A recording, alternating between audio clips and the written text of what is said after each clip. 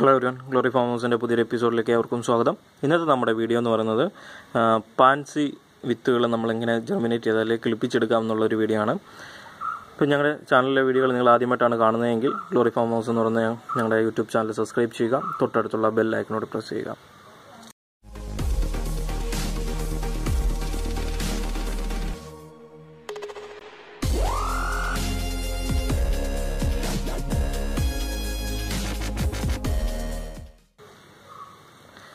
നമ്മളിത് ഓൺലൈനായിട്ട് വാങ്ങിച്ചിട്ടുള്ള pansy mixed seeds ആണ്. അതായത് പാൻസി ചെടികൾ എന്ന് പറയുന്നത് നമ്മുടെ പെറ്റൂണിയെ പോലെ തന്നെയുള്ളൊരു ടൈപ്പ് ചെടികളാണ്. പക്ഷേ ഇതാണെങ്കിൽ വളരെ കളർഫുള്ളാണ്. അതേപോലെ തന്നെ വളരെയേറെ വെറൈറ്റികൾ, അതായത് കളർ വ്യത്യാസത്തിൽ വളരെ നല്ല ചെടികളാണിവ. ഇവ ഉപയോഗിച്ച് നമുക്ക് ഗ്രോ ബെഡും അതേപോലെ തന്നെ ഹാങ്ങിങ് ബാസ്ക്കറ്റൊക്കെ നമുക്ക് നല്ല രീതിയിൽ ചെയ്യാവുന്നതാണ്. ഇവയുടെ പെറ്റൂണിയിൽ നിന്നുള്ള ഇവയുടെ പ്രത്യേകത എന്ന് പറഞ്ഞാൽ, അല്ലെങ്കിൽ വ്യത്യാസം എന്ന് പറഞ്ഞു കഴിഞ്ഞാൽ, ഇതിൻ്റെ പൂവിനകത്ത് ഒരു ബട്ടർഫ്ലൈ ചിറക് വിരിച്ചിരിക്കുന്ന ഷേപ്പിലായിരിക്കും, അല്ലെങ്കിൽ അങ്ങനൊരു ഡിസൈൻ അതിൻ്റെ ആ പൂവിൽ കാണുമെന്നുള്ളതാണ് ഇവയുടെ പ്രത്യേകത എന്ന് പറയുന്നത്. വളരെ കളർഫുള്ളായിട്ടുള്ളതും നമുക്ക് വലിയ കെയർ കൊടുക്കാതെ തന്നെ അല്ലെങ്കിൽ വലിയ പാടില്ലാതെ തന്നെ നമുക്ക് വളർത്താൻ പറ്റുന്നതുമായ ഒരു തരം ചെടികളാണ് പാൻസി ചെടികൾ എന്ന് പറയുന്നത്. ഇപ്പോൾ ഇതതിൻ്റെ സീഡുകളാണ്. അപ്പോൾ നമ്മളിത് മിക്സഡ് സീഡുകളാണ്. അപ്പോൾ ഇതാണ് നമ്മൾ ഇന്ന് നടാൻ പോകുന്നത്. വളരെ ചെറിയ സീഡുകളാണിവ. നമുക്കിതിനി ഇത് കട്ട് ചെയ്ത് വെച്ച് നമുക്കിനി ഒരു ആൻറ്റി ഫംഗൽ ഒരു പൊടിയും കൂടി കൊടുത്തതിന് ശേഷമാണ് നമ്മളിതിനെ ജെർമിനേറ്റ് ചെയ്യാൻ വയ്ക്കുന്നത്. കാരണം എന്ന് വെച്ച് കഴിഞ്ഞാൽ നമുക്ക് ഒരു തൈ പോലും നമുക്ക് നഷ്ടപ്പെടാൻ പാടില്ല.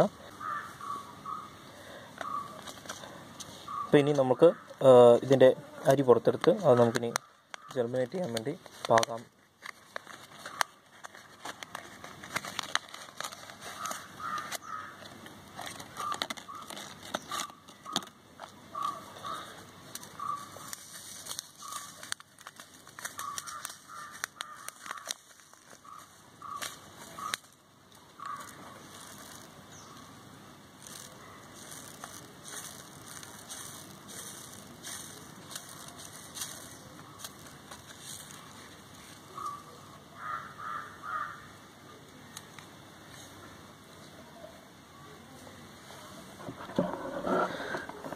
വളരെ ചെറിയ മൈന്യൂട്ടായിട്ടുള്ള അരികളാണിവ. ഇപ്പോൾ ഇതാണ് പാൻസി ചെടികളുടെ അരികൾ എന്ന് പറയുന്നത്. ഇതിനെയാണ് നമ്മൾ ഇനി ജെർമിനേറ്റ് ചെയ്യാൻ പോകുന്നത്. ഇതുപോലെ നമ്മൾ പാക്കറ്റ് പൊട്ടിയത് അല്ലെങ്കിൽ നമ്മളതിനെ ജെർമിനേറ്റ് ചെയ്യുന്നതിന് തൊട്ട് മുമ്പ് ഇതേപോലൊരു പ്ലാസ്റ്റിക് ജാറിലോ അല്ലെങ്കിൽ ഒരു കണ്ടെയ്നറിലോ നമുക്ക് എടുക്കുന്നതാണ് എന്നിട്ട് ഹാൻഡിൽ ചെയ്യുന്നതായിരിക്കും എളുപ്പം. കാരണം എന്ന് വെച്ചാൽ ഇത് വളരെ ചെറുതാണ്. അപ്പോൾ നമുക്ക് ഹാൻഡിൽ ചെയ്യുന്നതിന് കുറച്ച് ബുദ്ധിമുട്ട് കാണും. അതുപോലെ ഇത് താഴെ പോയി കഴിഞ്ഞാൽ പിന്നെ കിട്ടാൻ പാടാണ്. വളരെ ചെറിയ കടുക് പോലെ, എന്നാൽ അതിനേക്കാട്ടിൽ കുറച്ചുകൂടി ചെറിയതായിട്ടുള്ള അരികളാണ്. അപ്പോൾ ഇനി നമുക്ക് കിളിപ്പിക്കാൻ വേണ്ടി നമ്മൾ എടുക്കുന്ന മിക്സറിൽ സീഡിങ് ട്രേയിനെക്കാട്ടിലും നമുക്ക് നല്ലതെന്ന് വെച്ചാൽ ഒരു അത്യാവശ്യം വീതിയുള്ളൊരു വിസ്താരമുള്ളൊരു പാത്രത്തിലേക്ക് ഈ മിക്സറിന് ഈ സീഡുകളിലെ എല്ലാം ഇട്ടും വെച്ച് കിളിപ്പിച്ചെടുക്കുന്നതാണ് ഏറ്റവും എളുപ്പമെന്ന് പറയുന്നത്. അപ്പോൾ അതുകൊണ്ട് നമുക്കാണെങ്കിൽ ഒരു പരന്ന പാത്രം എടുക്കണം. അപ്പോൾ ആ പരന്ന പാത്രത്തിലേക്ക് ഇപ്പോൾ നമ്മളൊരു പരന്ന പാത്രം എടുത്തിട്ടുണ്ട്. ഇപ്പോൾ ആ പരന്ന പാത്രത്തിലേക്ക് നമ്മളാണെങ്കിൽ ചകിരിച്ചോറ്, അതേപോലെ തന്നെ ഗാർഡൻ സോയിൽ, അതേപോലെ ആട്ടുംപുഴുക്കയുടെ പൊടി, നല്ല രീതിയിൽ പൊടിഞ്ഞിട്ടുള്ള ആട്ടുംപുഴുക, അല്ല എന്നവരിൽ നമുക്ക് ചാണകപ്പൊടി എടുക്കാവുന്നതാണ്. ഇവയെ മൂന്നും കൂടി മിക്സ് ചെയ്ത് വെച്ചാണ് നമ്മളിപ്പം അതിൻ്റെ മിക്സർ തയ്യാറാക്കിയിരിക്കുന്നത്. അപ്പോൾ ഇനി ഇതിലേക്കാണ് നമ്മൾ ഈ അരിയാണെങ്കിൽ ഇട്ട് കൊടുക്കാൻ പോകുന്നത്. അപ്പോൾ ഈ അരി നഷ്ടപ്പെടാതിരിക്കാൻ വേണ്ടിയും അതേപോലെ തന്നെ നമുക്കെല്ലാം തന്നെ ജെർമിനേറ്റ് ചെയ്ത് കിട്ടാൻ വേണ്ടിയും ഏതെങ്കിലും ഒരു ആൻറ്റി ഫംഗൽ പൗഡർ നമുക്ക് യൂസ് ചെയ്യണം. അപ്പോൾ നമുക്ക് ഒരു ആൻറ്റി ഫംഗൽ യൂസ് ചെയ്തും വെച്ച് അതിന് ഇട്ട് കൊടുക്കാം. അപ്പോൾ നമ്മൾ ആൻറ്റി ഫംഗൽ പൗഡറിൻ്റെ അകത്ത് നമ്മൾ ഇതുപോലെ മിക്സ് ചെയ്തിട്ടുണ്ട്. ഇപ്പോൾ നമുക്കിപ്പോൾ ആൻറ്റി ഫംഗൽ പൗഡർ കിട്ടിയില്ല, അല്ലെങ്കിൽ നമ്മുടെ കയ്യിൽ ഇല്ല എങ്കിൽ നമുക്ക് സ്യൂഡോമോണസിൻ്റെ പൊടിക്കകത്ത് ഇത് മിക്സ് ചെയ്തെടുത്താൽ മതിയാകും. അപ്പം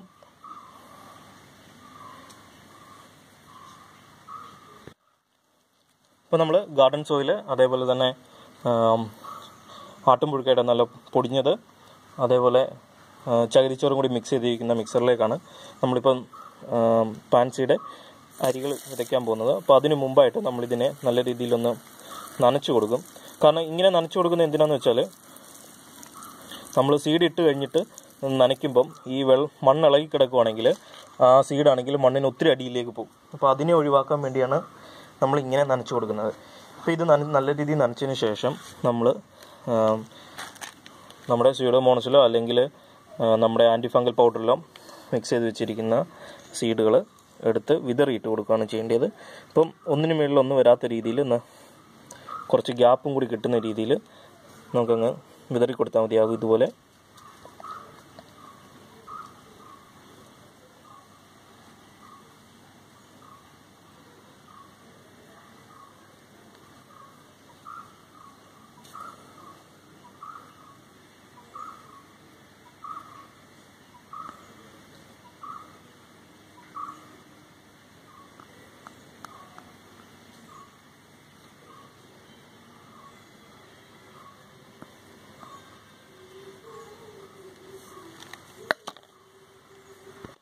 അപ്പോൾ നമ്മൾ മിക്സ് ചെയ്തിരിക്കുന്ന നമ്മുടെ മിക്സറിലേക്ക് നമ്മൾ പാൻസിയുടെ അരികൾ വിതറിയിട്ടുണ്ട്.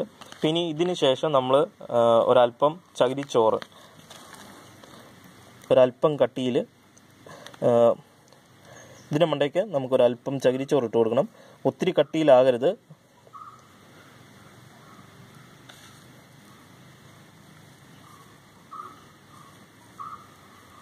എന്നാൽ നമ്മുടെ വിത്തുകളെല്ലാം തന്നെ കവർ ചെയ്യുന്ന രീതിയിൽ ഇട്ട് കൊടുക്കുകയും വേണം.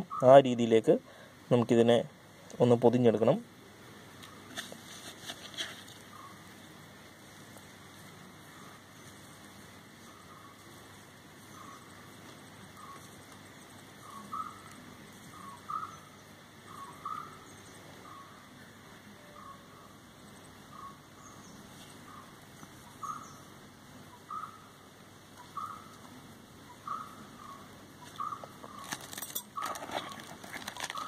ഇപ്പോൾ നമ്മൾ നട്ട പാൻസി വിത്തുകൾ ഇതിൻ്റെ അകത്ത് മിക്സറിൻ്റെ അകത്ത് നട്ടതിന് ശേഷം അതിൻ്റെ മുകളിൽ ഒരു ചെറിയൊരു ലെയറിൽ നമ്മൾ ചകിരിച്ചോറ് മാത്രമായിട്ട് കൊടുത്തിട്ടുണ്ട്. അല്ല, ചകിരിച്ചോറ് മാത്രമായിട്ട് കൊടുക്കുക അല്ലെങ്കിൽ നമ്മളിപ്പം മിക്സ് ചെയ്ത് അടിയിൽ കൊടുത്തിരിക്കുന്ന മിക്സർ തന്നെ ഇതിൻ്റെ മുകളിൽ ഒരു അല്പം കട്ടി കുറച്ച് തൂക്കി കൊടുക്കുകയോ ചെയ്യാവുന്നതാണ്. അപ്പോൾ ഇത് കൊടുക്കുന്നതെന്ന് വെച്ചാൽ ഈ ചകിരിച്ചോറ് ഇപ്പം മേളിൽ ഇട്ടിരിക്കുന്നതെന്ന് വെച്ചാൽ ഇതിൻ്റെ അകത്ത് വെള്ളത്തിൻ്റെ അളവ് നിലനിൽക്കണം. എന്നാൽ മാത്രമേ ഇതിൻ്റെ സീഡ് ജെർമിനേറ്റ് ചെയ്യാൻ തുടങ്ങത്തുള്ളൂ. ഇപ്പോൾ ഇതിനാണെങ്കിൽ സീഡ് ജെർമിനേഷൻ നടക്കുന്ന സമയത്ത് വെള്ളത്തിൻ്റെ നനവ് ഇതിന് ആവശ്യമാണ്. പക്ഷേ നമുക്ക് ഒത്തിരി വെള്ളമായി കഴിഞ്ഞ് ചെടി അഴുകിപ്പോവും. അതുകൊണ്ട് സീഡ് ആണെങ്കിൽ നശിച്ചും പോവും. അതുകൊണ്ട് ഒത്തിരി വെള്ളം കൂടാത്ത രീതിയിൽ വേണം നമ്മളിതിനെ വെള്ളം കൊടുക്കാൻ വേണ്ടി. അപ്പോൾ 1.5 വിട്ടുള്ള ദിവസങ്ങളിൽ നമുക്ക് ഇന്ന് നനച്ചു കൊടുക്കാവുന്നതാണ്. 1.5 വിട്ടുള്ള ദിവസങ്ങളിൽ മാത്രം നനയ്ക്കുന്നതായിരിക്കും ഏറ്റവും നല്ലത്. അത് വെള്ളം കൂടിക്കഴിഞ്ഞാൽ സീഡ് നമുക്ക് നഷ്ടപ്പെടുന്നതാണ്. അതുകൊണ്ടാണ് 1.5 ദിവസം എന്ന് പറയുന്നത്. ഇനി നമുക്കിതിനെ ഷെയ്ഡിലേക്ക് മാറ്റി വെച്ചിട്ടാണ്, അല്ലെങ്കിൽ ഗ്രീൻ നെറ്റിൻ്റെ കീഴിലേക്ക് വെച്ചിട്ടാണ് ഇതിനെ ജെർമിനേറ്റ് ചെയ്യാൻ വയ്ക്കുന്നത്. ഇതൊരു 20 ദിവസം 25 ദിവസം കഴിഞ്ഞിട്ടാണ് നമ്മൾ പറിച്ചു മാറ്റി പുതിയ ഗ്രോ ബെഡായിട്ടോ അല്ലെങ്കിൽ പറിച്ചു മാറ്റി വേറെ പ്ലാസ്റ്റിക് കവറിലേക്ക് മാറ്റിയോ നമുക്ക് സെയിലിന് വേണ്ടി തയ്യാറാകുന്നത്. അപ്പോൾ അതുവരെ ഇതാണെങ്കിൽ ഷെയ്ഡ് നെറ്റിൻ്റെ കീഴിലോ അല്ലെങ്കിൽ ഭാഗികമായ വെയിൽ കിട്ടുന്ന സ്ഥലത്തോട്ടായിരിക്കും നമ്മൾ വെക്കുന്നത്. അതായത് 5 ദിവസത്തോളം എടുക്കും ഇത് ജെർമിനേറ്റ് ചെയ്യാൻ വേണ്ടി. അതിനുശേഷം ഇതിനെ ഭാഗികമായ വെയിൽ കിട്ടുന്ന, ചെറിയ അളവിൽ വെയിൽ കിട്ടുന്ന രീതിയിലേക്ക് മാറ്റും. അതിനുശേഷമാണ് 20 ദിവസം കഴിയുമ്പോഴാണ് നമുക്കിതിനെ മാറ്റി നമ്മളിതിനെ റീപോർട്ട് ചെയ്യുക അല്ലെങ്കിൽ മാറ്റി പോട്ട് ചെയ്യുന്നത്. അതുവരെ നമ്മൾ ഇതിൻ്റെ തൈകൾ ഇതിൻ്റെ അകത്ത് തന്നെയായിരിക്കും കെയർ ചെയ്യുന്നത്. അപ്പോൾ അതിനുശേഷം നമുക്കാണെങ്കിൽ ഒരല്പം വെള്ളം കൂടി നനച്ച് ഇതിനെ ഷെയ്ഡിലേക്ക് മാറ്റാവുന്നതാണ്.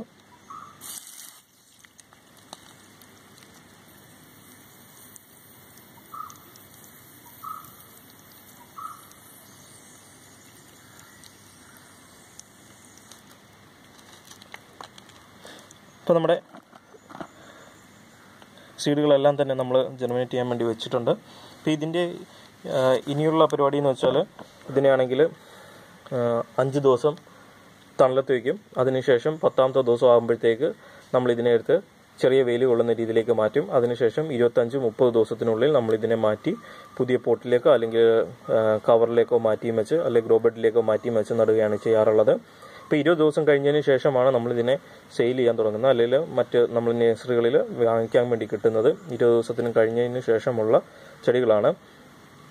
ഈ പാൻസി ചെടികൾ ഏറ്റവും നല്ലത് ജെർമിനേറ്റ് ചെയ്യാനും അതേപോലെ തന്നെ പൂവുണ്ടായി കാണാനും ഏറ്റവും കൂടുതൽ അട്രാക്ഷൻ ഉണ്ടാകുന്നത് ഈ നവംബർ തൊട്ടുള്ള മെയ് വരെയുള്ള സമയങ്ങളിലാണ്. അതായത് ഈ തണുപ്പും വേനലും കൂടി വരുന്ന ഈ സമയങ്ങളിലാണ് ഇവ ധാരാളമായി പൂവുണ്ടാകുന്നത്.